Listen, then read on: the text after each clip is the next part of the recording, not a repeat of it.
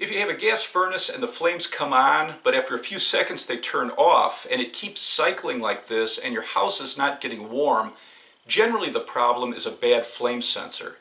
And you can clean the flame sensor a few times and get your furnace working again, but over time you're going to need to replace the flame sensor, and I'll go through the steps to change it. And this is a great backup part that everybody should have in their home. The flame sensor can have a straight rod or it could have an angle on it.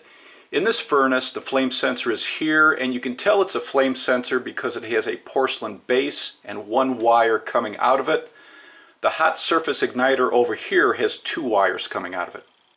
Turn off the power to your furnace before you replace the flame sensor, and it's generally going to be held in place with 1 or 2 screws. This one has 1 screw.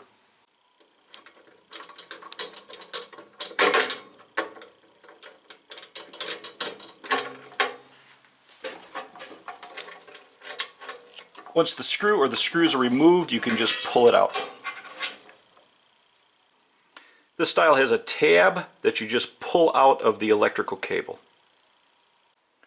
Make sure you check the model number for the replacement and never touch the rod. You don't want to get the oils from your hand on it. It can shorten the life of it.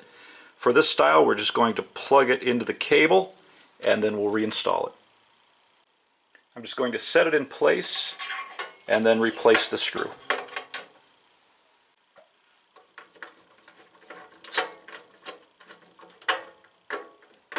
Now you can turn the furnace back on and confirm that the flame stays lit.